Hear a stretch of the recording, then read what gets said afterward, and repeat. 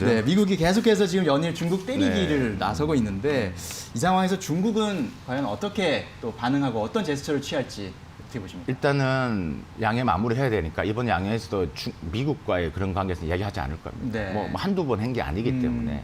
그렇기 때문에 지금 계속 방어를 하는데 중국 입장에서는 일단은 이번 미국에 대한 반미국에 대한 연합 전선을 계속 만들어 나갈 겁니다. 예. 그래서 이제 러시아를 포함한 주변국들과의 관계들을 할 건데 지금 코로나 때문에 반중에 대한 이미지가 그러니까 이는 여론이 엄청 네, 크지 네, 않습니까? 네.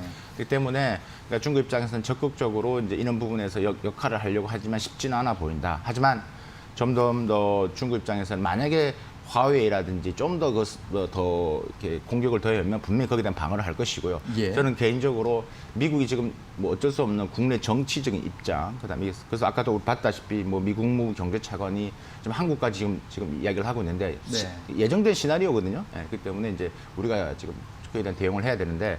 뭐 화웨이 부분 정도까지만 한다라면 중국은 어느 정도 선을 감내를 하겠지만 선을 넘어가면 계속 공격을 할 것이고요.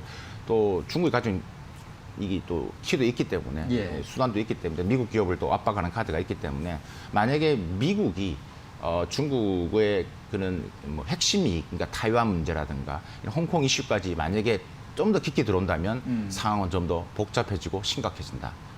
거기에 대해서 우리도 한국 정부 입장에서 지금도 벌써 화웨이 때문에 지금 서서히 지금 한국을 압박하는 가 들어오고 있기 예. 때문에 거기에 대한 좀 대응 시나리오가 좀 더 자세하게 나와 있지 않아야 될까 하는 게 개인적인 생각입니다. 그렇군요. 뭐 화웨이에 대한 말씀을 해주셨지만 미국이 계속 이제 화웨이에 대한 제재 뭐 압박을 나서고 있고 네. 하지만 중국은 또 반도체 굴기, 뭐 IT 굴기에 대한 투자를 계속 지속적으로 하고 있는 수소차 상황이거든요. 굴기까지도 하고. 네. 이런 상황에서 이제 앞으로 이 기술 패권에 대한 이야기는 어떻게 전개될까요?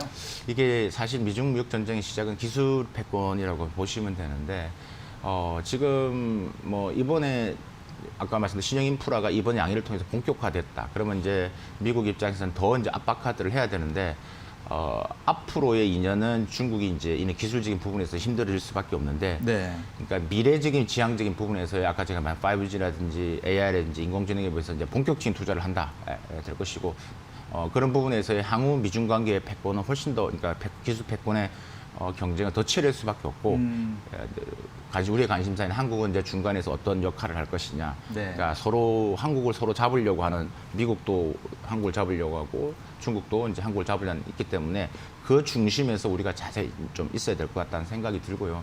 지금 화웨이를 함으로써 지금 뭐 LG 같은 경우는 분명히 영향이 클 것이고 삼성 같은 경우는 반사이익을 분명히 받을 겁니다. 그렇기 때문에 네. 이제 단순히 그런 좀 그러니까 계산기를 두드린 게 아니라 전반적인 이 기술 패권은 하루아침에 끝날 문제가 아니고 예. 그렇다고 중국이 포기할 것 같지도 않을 거고 미국이 때리면 때릴수록 중국은 계속 이런 부분에서야 견디는 걸 14억을 등에 업고 하는 예. 겁니다. 시진핑 주석이 걱정하는 것은 트럼프가 아니라 14억이거든요. 네, 네. 이것만 결집시키면 된다. 한편으로는 시진핑 주석은 트럼프가 고마울 겁니다. 나를 결집시켜줘서. 예. 그러니까 더 이제 기술에 대한 부분들을 더 강력하게 이제는 이제 숨기지도 않잖아. 네. 이번에 양해에서 드러내고 뭐 엄청난 돈을 좀 퍼붓겠다고 하니까. 네. 그래서 좀 더 걱정이 많지만 우리가 뭐 이제 인식하고 가야 되고 거기에 대한 우리 입장에서 준비를 좀 더 많이 해야 될 것 같습니다. 그렇군요. 자, 중국 국민들을 결집시켜야 하는 중국 지도부의 입장에서 과연 네. 이제 이런 미국이 계속 연일 중국 때리기를 하고 있는 상황에서 네. 중국 지도부의 반응, 중국의 반응은 어떨 거라고 보십니까? 마지막 정리해 주시죠. 네, 일단은 이번 기회를 통해서 이제 중국 정부는 더 결집을 시킬 것 같고요. 아까 말씀드렸다시피 반미국 연대 프레임을 이제 구성을 하고, 네. 그다음에 미국도 이제 중국을 뺀 글로벌 밸류 체인을 하려고 할 겁니다. 쉽지는 않죠.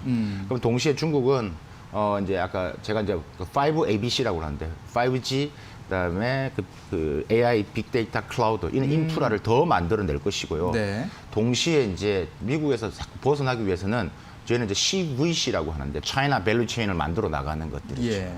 그래서 이제 이런 형국으로 앞으로 계속 간다. 그래서 전반적인 글로벌 밸류 체인은 중국이 빠진 상태는 쉽지는 않지만 이렇게 이 트랜스포메이션 가는 이전되는 부분에서 있기 때문에 제가 항상 부분에서는 우리가 어떤 선을 잘 타야 되는지를 잘 고민을 해야 되고 우리 투자자 기업 같은 경우는 이런 부분에서의 거기서의 하나의 또 마켓, 니치 마켓 찾아내는 또 그런 지혜와 해완이 필요한 것 같습니다. 네, 그렇군요.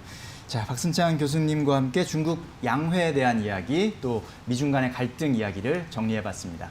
말씀 잘 들었습니다. 감사합니다.